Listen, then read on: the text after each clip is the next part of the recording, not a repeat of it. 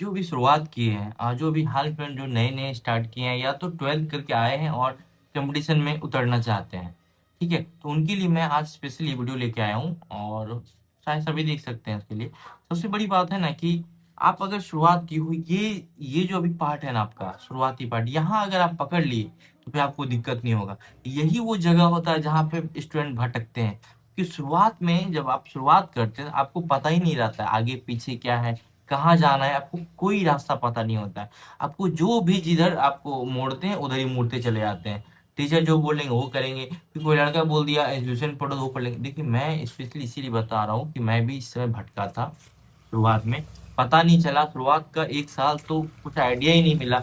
Objective पढ़-पढ़ के पागल हो गया कि कॉन्सेप्ट का पता ही नहीं था। एग्ज़ाम में जाके बनता नहीं था क्वेश्चन। तो मैं आज बता रहा हूँ जो आप लोग पहली बात जो भी मैसेज कर रहे हैं कि भैया 9th-10th पढ़ेंगे तो क्या बिहार पुलिस निकल जाएगा? तो भाई ये किसने कह दिया आपको कि 9th-10th एनसीईआरटी पढ़ लेने से आपका हो जाएगा? किसने बोला? एग्जामिनर क्या आपके बताए अनुसार चलता है? ये बताइए। वो हमेशा क्या बोलेंगे मैं 9 आपको मेरिट में आना है ना भाई, या फिर प्री और या फिर आप फिजिकल से बाहर फिजिकल के बाद तक जाना चाहते हैं, यानी कि आपको अगर मेरिट में आना है तो उसके लिए सबसे थोड़ा अलग तो चलना पड़ेगा ना। अब जान रहे हैं कि आपके कंपटीटर जब बहुत सारा है, जब हर लोग फॉर्म भरते हैं, आपके आसपास गांव पड़ोस में देखते हैं सब लड़का फॉर्म भरता है, आखिर उससे कुछ एक्स्ट्रा एबिलिटी चाहिए आपको, तभी तो आप वहाँ पे पहुँच पाइएगा। उसके लिए आप सिर्फ़ 9th-10th के पढ़ने के बाद जब तक आपका फाउंडेशन ही तैयार नहीं रहेगा, तो आप सोचो डायरेक्ट महल खड़ा कर लें, बिना एक अच्छा फाउंडेशन का। ऐसा कभी हुआ है कि आप बिना एक अच्छा नींव का कोई बहुत बड़ा बिल्डिंग खड़ा हो? नहीं हुआ है, वो भड़बड़ा के गिर जाता है।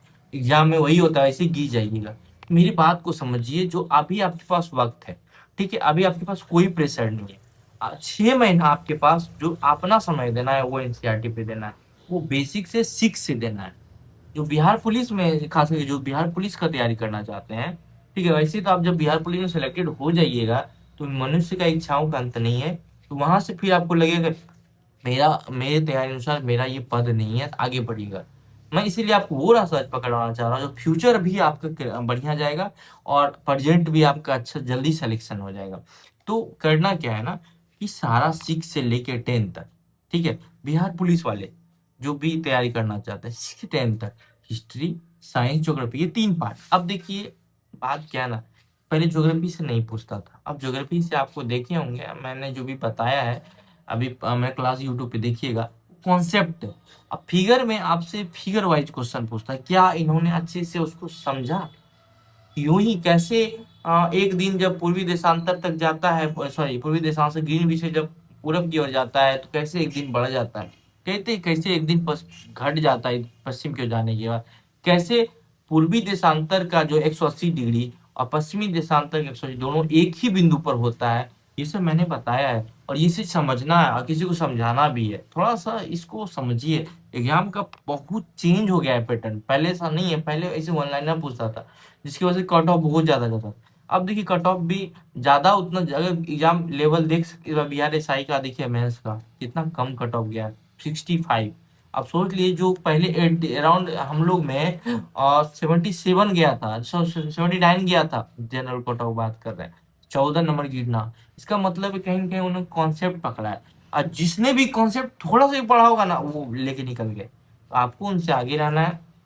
और करना क्या है कि 6 to 10 उठाना है, एनसीईआरटी साइंस से उठाइए क्योंकि साइंस का क्वेश्चन ज्यादा आता है।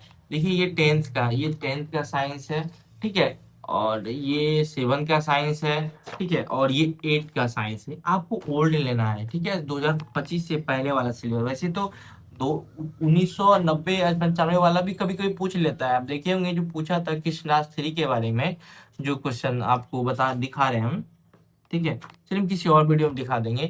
इस क्लास 3 का जो न्यू वाले में दिया हुआ नहीं दिया है, वो पहले वाले में दिया। तो मैं आपको इसीलिए कह रहा हूँ आप लोग को इतना पढ़ना है, इतना पढ़िए, और बाकी जो एक्स्ट्रा क्वेश्चन आएंगे मेरे पास सारा बुक अवेलेबल है। हिस्ट्री का 3 पार्ट है मेरे पास, 2025 का पहले, 25 के बाद, 1990 के आसपास जो क्वेश्चन बुक था वो भी है मेरे पास। तो वो मैं सब करवा दूंगा, मेरे टेलीग्राम पे मैं जो डाल रहा हूँ सारा डाल दूंगा, एक एक पीडीएफ, ठीक है। अब बुक से भी ज्यादा इंपॉर्टेंट होता है वो। उसके बाद आपको पढ़ना है, पढ़ना अच्छे से। अभी 6 महीना जो अभी नई शुरुआत की है, 6 महीना अच्छे से पहले पढ़िए। अब पढ़ना कैसे, दिक्कत तो होगा, तो कैसे पढ़ना है जो मैं करवा रहा हूँ, जितना यूट्यूब पे वीडियो देखिए, देखिए पीडीएफ से भी आपका काम हो सकता है, लेकिन यूट्यूब पे वीडियो देखिएगा, छोटा-छोटा वीडियो है, क्या जाता है। आपको अगर एम8 में आना है, थोड़ा-सा तो एक्स्ट्रा एफर्ट लगाना पड़ेगा। अब जो पढ़ना आपको पढ़िए, साथ-साथ क्या करना है ना, जो मैं बता रहा हूँ उसको देख के जब अंडरलाइन करिएगा ना, ज़्यादा समझ में आएगा। दूसरी बात, मैं जो क्वेश्चन बताता हूँ, ये क्वेश्चन आएँगे, ऐसे क्वेश्चन बनेंगे, वो क्वेश्चन को आपको क्या हो ना दिमाग में हिट करेगा और एग्ज़ाम पेपर में वो चीज़ हिट करेगा। है ना, कभी सुना हुआ चीज़ कभी लोग बोलता नहीं है। तो मैं यही कहना चाह रहा हूँ, तो आप लोग ऐसा गलती नहीं करो कि ये सर ये पढ़ लें, सर सार संग्रह। अरे भाई सुनो सबसे बड़ी बात, सार संग्रह। सार संग्रह जो होता है ना वो कैसा बुक होता है? एनसीईआरटी का होता है 6 टू 12 कंबाइंड। वो टीचर कोई भी अपने समझने के अंदाज में उसको छापते हैं, ठीक है?